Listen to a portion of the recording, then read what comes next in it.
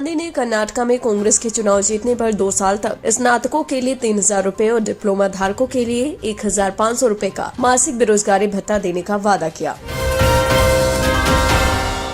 उत्तर प्रदेश में फिर से कोरोना सर उठा रहा है। इस साल पहली बार आंकड़े 100 के पार। वहीं लखनऊ, नोएडा में कोविड के सबसे अधिक मरीज सामने आए हैं। जेडीयू के राष्ट्रीय अध्यक्ष ललन सिंह ने कांग्रेस नेता राहुल गांधी के ऊपर बीजेपी की ओर से लगाए जा रहे आरोपों और लोकसभा में हो रही नारेबाजी पर प्रतिक्रिया दी। कहा कि सदन में सत्ता पक्ष के लोग ही नारेबाजी कर रहे थे, आज राहुल गांधी जी ने कुछ कह दिया तो ये देशद्रोह हो गया। राजधानी दिल्ली में एक बार फिर केंद्र और दिल्ली सरकार के बीच टकराव की स्थिति बनती दिख रही है। केजरीवाल की ओर से ये दावा किया गया कि केंद्र सरकार ने दिल्ली विधानसभा में मंगलवार 21 मार्च को पेश होने वाले बजट को टेबल पर रखने से रोक दिया। अब इसको लेकर आम आदमी पार्टी ने प्रेस कॉन्फ्रेंस के दौरान सौरभ भारद्वाज ने केंद्र सरकार को जमकर घेरा और कहा कि दिल्ली की जनता का अपमान किया है, दिल्ली का बजट रोकना शर्मनाक है। वहीं केजरीवाल ने प्रधानमंत्री मोदी को चिट्ठी लिख दी और कहा कि देश के 75 साल के इतिहास में पहली बार किसी राज्य का बजट रोका गया है। आज हम आप दिल्ली वालों से नाराज क्यों हैं? लोकसभा चुनाव 2024 को लेकर सियासी दलों ने कमर कसना शुरू कर दिया है। लोकसभा चुनाव को लेकर बीजेपी नेता शुभेंदु अधिकारी ने दावा किया है कि लोकसभा चुनाव में बीजेपी 400 से अधिक सीटें लाएगी। उधर नागपुर में नितिन गडकरी के खिलाफ आपत्तिजनक पोस्ट करने वाले शख्स के खिलाफ केस दर्ज किया गया है। अभी लंदन वाले बयान पर बवाल ही नहीं थमा था कि कर्नाटक से एक बार फिर कांग्रेस सांसद राहुल गांधी ने बीजेपी, आरएसएस और मोदी को घेरते हुए बड़ा बयान दिया। कहा कि वे अपने आप को संपूर्ण भारत मानते हैं। बिहार के मुख्यमंत्री नीतीश कुमार ने विधानसभा में कहा कि केंद्र में अटल बिहारी वाजपेयी ने सरकार में मंत्री रहने के दौरान उनकी पहल से खिलाड़ियों को सरकारी नौकरी दी जाने लगी। चुनावी रणनीतिकार प्रशांत किशोर ने विपक्षी दलों की एकता पर संदेश जताया और कहा कि 2024 के लोकसभा चुनाव में बीजेपी के खिलाफ विपक्षी एकता कभी काम नहीं करेगी, क्योंकि वो अस्थिर है और ये वैचारिक रूप से अलग। प्रशांत किशोर ने विपक्ष को फॉर्मूला भी बताया जिससे वो बीजेपी को टक्कर दे सकते हैं। बीजेपी की विचारधारा से लड़ने के लिए विचारधाराओं का गठबंधन होना चाहिए।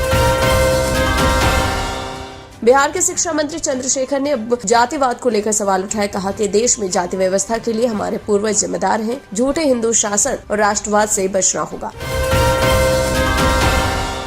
उमेश पाल हत्याकांड में शामिल शूटर और अतीक की करीबी के दुकान पर मकान पर बुलडोजर चला, तो वहीं सपा के नेता संगीत रागी ने कहा कि सपा नेता भी योगी मॉडल की तारीफ करते हैं।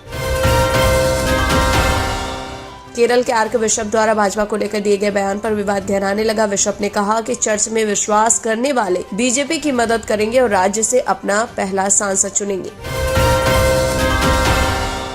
इस बार कर्नाटक विधानसभा चुनाव काफी दिलचस्प है, क्योंकि गुजरात की तरह केजरीवाल सरकार आम आदमी पार्टी यहाँ भी विधानसभा चुनाव लड़ रही है। राज्य की 224 विधानसभा सीटों में से 80 पर पार्टी ने अपने उम्मीदवारों के नाम की घोषणा की। आम आदमी पार्टी ने 80 उम्मीदवारों की पहली सूची जारी की। इसमें सबसे चौंकाने वाली बात ये है कि इस लिस्ट में आम आदमी पार्टी के कर्नाटक राज्य संयोजक पृथ्वी रेड्डी भी शामिल नहीं। मल्लिकार्जुन खड़गे ने पीएम मोदी पर पलटवार किया। खड़गे ने पीएम मोदी की तरफ से उनको लेकर की गई रिमोट कंट्रोल वाली टिप्पणी पर जवाब देते हुए पूछा कि बीजेपी चीफ जेपी नड्डा का रिमोट कंट्रोल किसके पास है। कैबिनेट मंत्री कुलदीप सिंह धालीवाल ने कहा कि हमारी सरकार उन लोगों को नहीं बख्शेगी जो पंजाब के खिलाफ सोचते हैं या पंजाब की शांति भंग करने की कोशिश कर रहे हैं। हमारी सरकार कड़े फैसले लेने के लिए तैयार। कुलदीप सिंह धालीवाल ने यह भी कहा कि पंजाब के नौजवानों को गोलियों या बंदूकों की नहीं, नौकरी और लैपटॉप की जरूरत। देश में हिंदी भाषा को लेकर तरह तरह की चर्चाओं के बीच अब मेघालय की विधानसभा में राज्यपाल फागू चौहान के हिंदी में अभिभाषण पर बवाल हो गया। विधायक नाराज हो गए, वो भी पीपल्स पार्टी के। पंजाब में पीएम की सुरक्षा के चूक मामले में भगवंतमान जिम्मेदार पुलिस अफसरों पर करेंगे कार्रवाई। अमृतपाल सिंह के 2 और साथियों कुलवंत सिंह और गुर औजला पर लगेगा एनएसए। बीजेपी प्रवक्ता समित पात्रा ने प्रेस कॉन्फ्रेंस कर राहुल गांधी पर जमकर निशाना साधा और उनकी तुलना मीर जाफर से कर दी और कहा कि राहुल भारतीय राजनीति के मीर जाफर है। पीएम मोदी के साथ जापान के पीएम फूमियो किशिदा की एक तस्वीर सामने आई जो दुश्मन को भी हिलाकर रख देगी। इस तस्वीर में पीएम मोदी जापानी पीएम के साथ गोलगप्पे खाते हुए दिखाई दे रहे हैं, जिसकी चर्चा जोरों पर है। मेहुल चौकसी को लेकर इंटरपोल ने बड़ा फैसला लिया। इंटरपोल ने बड़ी कार्रवाई करते हुए भगोड़े मेहुल चौकसी के खिलाफ रेड कॉर्नर नोटिस हटा दिया। अब इस पर राजनीति भी शुरू हो गई है। कांग्रेस चीफ मल्लिकार्जुन खड़गे ने बीजेपी पर जुबानी हमला बोला। कहा कि विपक्षी नेताओं के लिए ईडी सीबीआई पर मोदी जी के हमारे मेहुल भाई के लिए इंटरपोल से रिहाई। उधर राहुल गांधी के लंदन में दिए गए भाषण पर भी खूब बवाल मचा है। वहीं लगातार बीजेपी माफी की मांग कर रही है राहुल गांधी से, जिस पर खड़गे ने जवाब देते हुए कहा कि माफी मांगने का तो कोई सवाल ही नहीं, ये मुद्दे को हटाने के लिए ऐसा कर रहे हैं। उमेश पाल हत्याकांड मामले में अतीक अंसारी के भाई और प्रयागराज शूटआउट के मास्टरमाइंड अशरफ अंसारी के गुर्गे लल्ला गद्दी ने सरेंडर कर दिया। आपको बता दें, जेल में बंद लल्ला गद्दी ने एनकाउंटर के डर से बरेली पुलिस के सामने सरेंडर किया।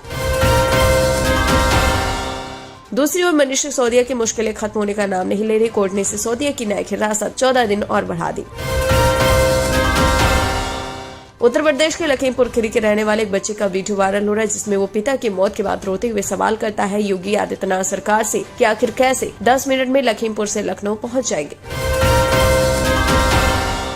ब्रिटिश सांसद बॉब ब्लैकमैन ने हाल के दिनों में सिख समुदाय के लोगों की ओर से दिए गए हमलों के बीच कहा, ये सिख समुदाय का एक बहुत ही छोटा हिस्सा है। हमारे यहाँ के सिखों का विशाल बहुमत खालिस्तानी प्रोजेक्ट को पूरी तरह से खारिज करता है। हम जानते हैं कि ऐसा नहीं होने वाला।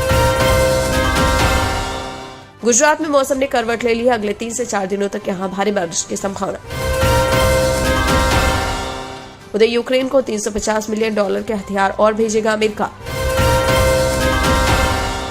स्टारबक्स के नए सीईओ लक्ष्मण नरसिम्हन ने संभाली है कुर्सी। IMF ने श्रीलंका के लिए $2.9 अरब की लोन की दी मंजूरी। कई मीडिया रिपोर्ट्स में दावा किया गया था कि पिछले साल अमेरिका ने इंडियन आर्मी को महत्वपूर्ण खुफिया जानकारी मुहैया कराई थी। इसी जानकारी की मदद से भारत ने इस सीमा पर चीन की तरफ से होने वाली घुसपैठ को रोकने में सफलता हासिल की।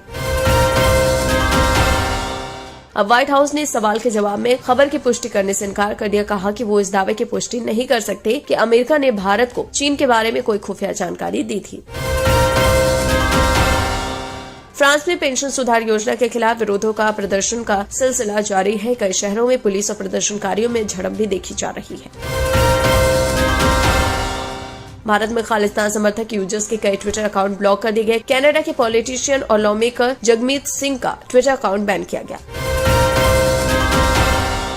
दिल्ली से लेकर यूपी और यूपी से लेकर गुजरात तक भारी बारिश के कारण किसानों की मेहनत बर्बाद होती दिखाई दे रही है। बारिश के कारण किसानों की फसलें खराब हो गई। वहीं शिवराज सिंह चौहान ने अब भरोसा दिलाया कि उनके नुकसान की पूरी भरपाई की जाएगी।